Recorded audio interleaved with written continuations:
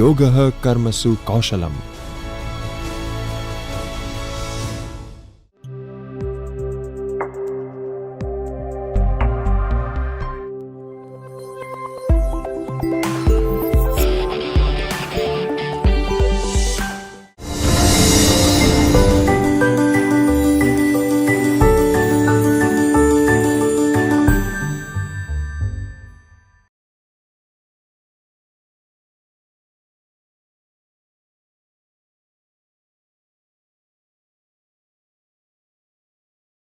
In this video, we are going to deal with listening and how it is one of the most overlooked yet one of the very important factors in the process of communication. Listening is a very important skill. Most people are oblivious of the time they spend in purposeful listening. Listening is quite similar to reading as it involves the reception and decoding of verbal messages from the speaker. No communication process is complete without listening. Several research studies reveal that business professionals spend almost 45% of their working time in listening.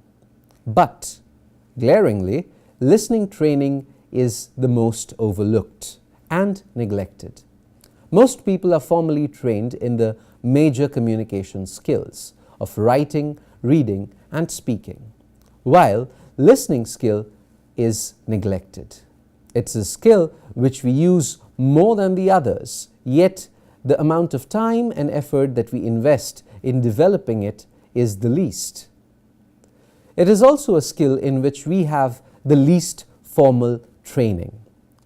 While workshops and conferences provide opportunities to improve writing and speaking skills, it is difficult to find training to sharpen listening skills.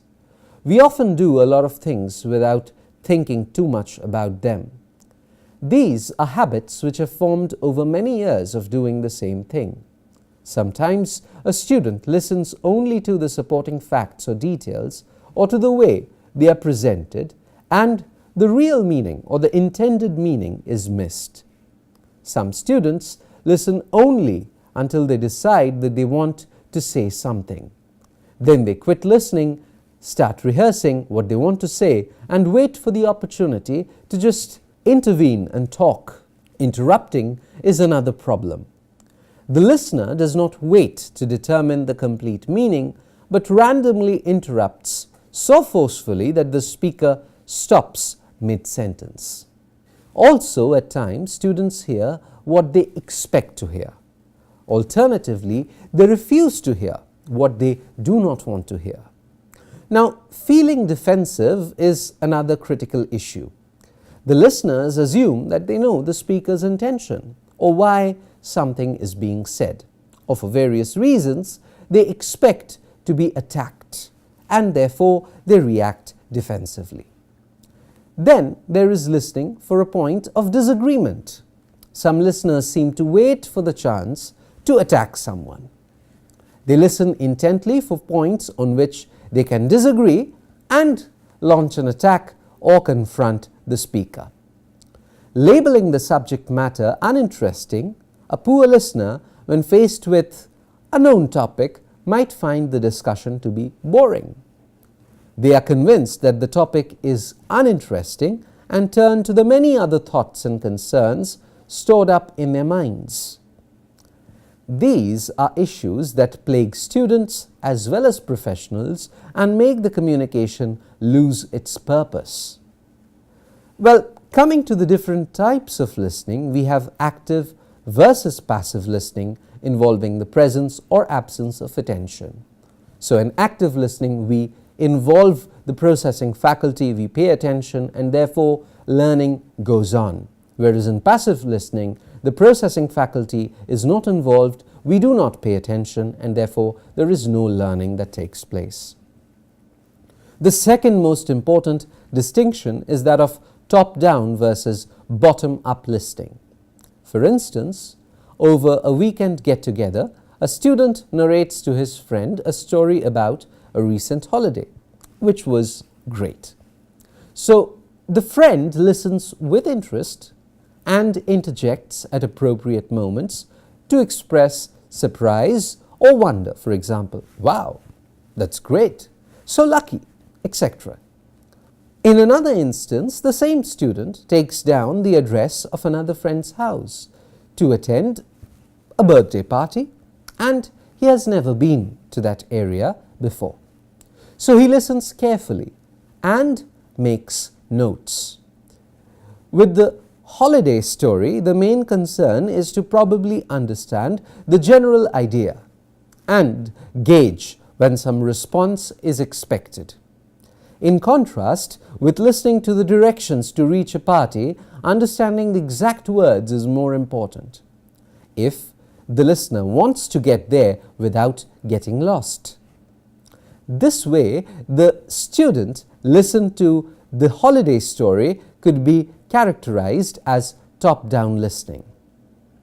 This refers to the use of background knowledge in understanding the meaning of the message. Background knowledge consists of context, that is the situation and topic, and accompanying details, what came before and after. The context of chatting with a friend casually itself narrows down the range of possible topics. So once the topic of the holiday has been decided, the student's knowledge of such a thing that can happen on a memorable holiday comes into play and guides him in making the incoming sound signals match against his expectation of what he can hear from his friend, and thereby the specific details are covered through a mental processing strategy. In contrast, when listening to directions to reach a friend's house, comprehension is achieved by distinguishing and decoding the sound signal piece by piece. The ability to separate the stream of speech into individual words becomes important. If the student needs to retain, for example, the name of a street or an instruction to take a particular bus, in reality, fluent listening normally depends on the use of both of these processes, operating in tandem. For example, two students are talking in a noisy restaurant. It is likely that they guess the content of large sections of the conversation based on their existing knowledge of the topic and what has already been shared. In this way, they rely more on top-down processing to make up for unreliability with the ambient sound, which forms a barrier in bottom-up processing. Similarly, students learning English as a second language often revert to their knowledge of the topic and situation when they face unfamiliar vocabulary or structures, therefore using top-down processing to compensate for difficulties in bottom-up processing. On the other hand, if a student is unable to understand anything of what he or she hears, it will be impossible to establish the topic of the conversation or guess the context. So top-down processing will also be very limited. Also, considering global and local considerations, while dealing with multicultural spaces, needs to be kept in mind to make the process of communication fruitful. To become an effective listener in multicultural settings, one must be aware of the cultural variations that are involved. In case of a foreign speaker, one must pay attention to the diction and choice of language. One should also be aware of the possible idiomatic expressions that are specific to any particular region. Let's take an example.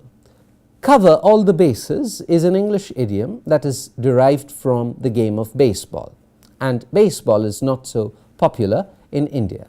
So if an American speaker uses a phrase where this particular idiom is used, the listener needs to respond appropriately without being confused. The non-verbal conversational behavior of people from different countries is also quite unique. For example, Japanese nod their head in conversation to indicate that they are just hearing. However, Americans will nod in conversation to show that they are listening attentively. Therefore, when we are engaged in a context of global listening, we need to be aware of the differences in culture, politics, demography, nonverbal cues to be good communicators. A study of the interlocutor's cultural background can also be effective in turning a meeting or a proposal around in one's favor. These factors are much different when students are in a local setting, listening to people that they are already comfortable with. Now, types of listening are different. And coming to the first type, we need to consider informative listening, which takes place where the listener's primary concern is to understand the message. Listeners are successful till the meaning they assign to messages is as close as possible to that which the sender intended. Now, informative listening, or listening to understand, is found in all areas of our lives. Much of the learning comes from informative listening. For example, students in a classroom listen to the teachers, and what they learn depends on how well they listen and understand the teacher's message. In the workplace, as young professionals, these students will listen to understand new practices or processes, and how well they perform depends on how well they listened and comprehended the messages. There are three key variables related to informative listening. Vocabulary is the first variable. Increasing vocabulary will increase a student's potential to better understand a message. Making a conscious effort to learn new words and add new things to one's mental lexicon breaks down unfamiliar words into their component parts. All these things help improve vocabulary. Increasing vocabulary will increase a student's potential to better understand a message. Making a conscious effort to learn new words through dictionaries, e-lexicons, breaking down unfamiliar words into component parts help understand messages in a better way. All these things are also practices to add to one's mental lexicon. Another good way to improve vocabulary is to be sensitive to the context in which words are being used. The next factor is that of concentration, which is very difficult to maintain. There are many reasons why people cannot concentrate when listening to a message. Sometimes listeners try to divide their attention between two competing sources. At other times, listeners are preoccupied with something other than the speaker of the moment. Sometimes listeners are too ego-involved or too concerned with their own needs to concentrate on the message being delivered. Memory is an especially crucial variable to informative listening. A student cannot process information without bringing memory into the picture. Well, now let's move to the next category of listening, which is relationship listening. The purpose of relationship listening is either to help an individual or to improve the relationship between individuals. Therapeutic listening is a special category of relationship listening. In therapeutic listening, we bring to mind situations where counselors, medical personnel, or other people involved in providing care allow a troubled person or a patient to talk about a problem. But it can also be used when you listen to friends or acquaintances and allow them to get through difficult periods and share things that they cannot share with other people. Although relationship listening requires one to listen for information, the emphasis is on understanding the other person's emotional state. Three behaviors are critical to effective relationship listening: attending, supporting, and empathizing. Let's focus on attending. In relationship listening, attending behaviors indicate that the listener is focusing or paying attention to the speaker. Nonverbal cues are crucial in relationship listening. Eye contact, head nods, smiles, frowns, and vocalized cues such as I see, or yes, are all positive attending behaviors. A pleasant tone of voice, gentle touching, and concern for the other person's comfort are also other types of attending behaviors. Now, moving on, we also listen to appreciate. So, appreciative listening includes listening for the sake of pleasure and admiration. It is the response of the listener, not the source of the message, that defines appreciative listening and its purpose. That which provides appreciative listening for one individual may provide something else for another. For example, Western music might not be a source of pleasure for many people. They might prefer simple country music. And therefore, the sources from which we derive pleasure differ, and therefore appreciative listening is different for different individuals. Finally, we come to the point of critical listening, which is the ability to listen critically for assessment or for perceptual judgment. On the job, in the community, at service clubs, in places of worship, in the family, in the court, in the restaurant, there is practically nowhere an individual can go without practicing critical listening. Politicians, the media houses, salesmen, advocates of policies and procedures, professionals require prioritizing critical listening and thinking skills that accompany it. I hope, as teachers, while stressing on the need for better listening, these pointers will be helpful for you. I wish you all a great time in the classroom.